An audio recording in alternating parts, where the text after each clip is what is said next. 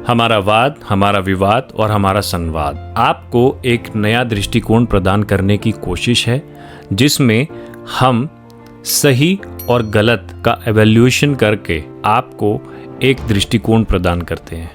अब आपकी विचारधारा के अनुसार ये फैसला आपका है कि आपको सही का साथ देना है या आपको गलत का साथ देना है। दोस्तों, यदि अपने 55 वर्ष के शासन के पश्चात भी कोई पार्टी अपने घोषणा पत्र का नाम न्याय पत्र रखती है तो समझ लो देश के साथ खेला हो गया।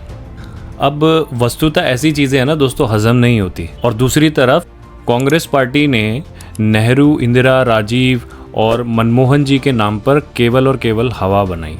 गरीबी हटाओ जैसे नारों के शाब्दिक रूपांतरण आज भी मैनिफेस्टो में 20 पन्ने खा रहा है। तो भाई फिर सवाल ये बनता है कि भाई आप लोगों ने इतने दशकों तक पूरे देश में किया क्या? क्यों आपकी जो विकास दर थी देश की आपके शासनकाल के दौरान वो इतनी स्लो थी? उसके आगे चलने के रास्ते में इतनी बाधाएं क्यों थी? अब इस तरीके की बातें तो आपको जनता को मूर्ख समझने वाली हुई या फिर आगे चल के मूर्ख बनाने वाली हुई। अब आप देश में हुए विकास कार्यों को अनदेखा करोगे और यह बिल्कुल भी नहीं देखेंगे कि मोदी जी ने देश में कितने एम्स बनवाए, मेडिकल की सीटें दुगनी की, हाईवे एक्सप्रेसवे बनवाए, राम मंदिर बनवाया, धारा 370 हटवाई, देश को देश के अंदर होने वाले व बाहर से होने वाले आतंकी हमलों से मुक्ति दिलवाई, नई वंदे भारत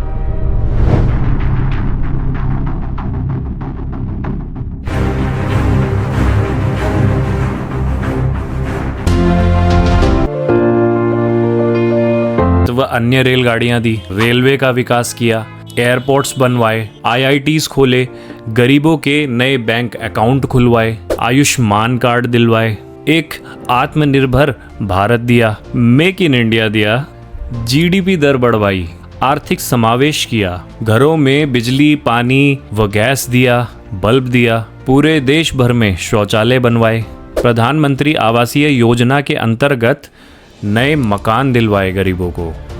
अब ये सब बातें आपने कभी देश की जनता को बताई नहीं और अलग तरीके से गुमराह भी कर रहे हो। और इसके विपरीत कई लोग उल्टा ये विश्वास कर लेंगे कि मोदी जी संविधान में बदलाव कर देंगे। ज़रा ऑन रिकॉर्ड स्पीचेस उठा के देखना इंदिरा जी के और श्री राजीव गांधी जी के, जहाँ पर यह बात कही गई थी कि यदि संविधान व कानून में बदलाव करने की ज़रूरत पड़ी तो वो इसे ज़रूर करेंगे। तो अगर इस तरीके की बातें आप ये बोल के कह रहे हो कि मोदी जी संविधान बदल देंगे तो पहले आप अपनी तरफ भी देखिए। ये न्याय पत्र के नाम पर क्या है? गरीबी दूर करनी है, पर कैसे ये नहीं मालूम। इसका कोई रोड मैप है ही नहीं। गरीबी दूर करने के लिए या किसी भी व्यवस्था में गरीबों तक मुफ्त उनकी ज़रूरत की चीज़ें पहुंचाने के लिए पहले आपको अपना इंफ्रास्ट्रक्चर मजबूत करना पड़ता है। कुछ ऐसे रिसोर्सेज क्रिएट करने पड़ते हैं जिसकी वजह से देश के अंदर आमदनी हो, सरकार को आमदनी जाए।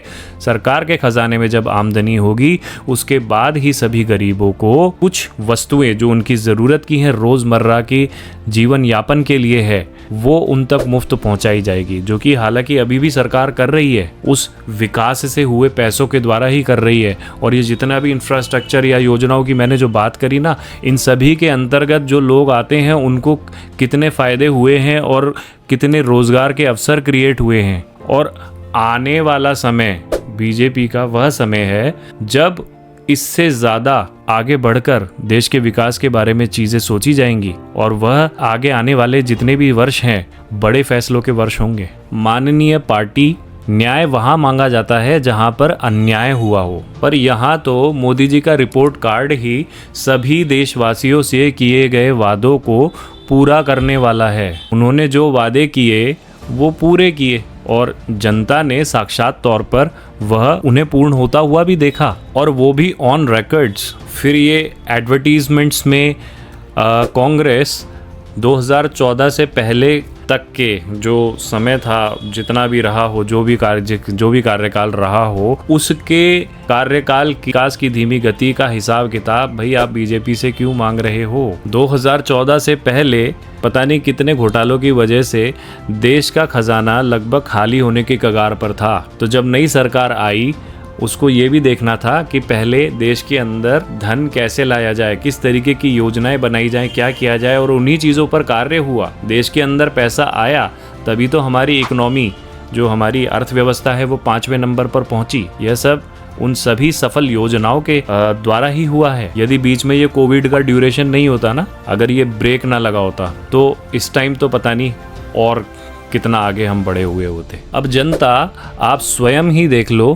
कि आपको झूठे वादों या प्रलोभन का साथ देना है या आपको मोदी की गारंटी चाहिए। तो फिर अब की बार 400 पार। जय हिंद।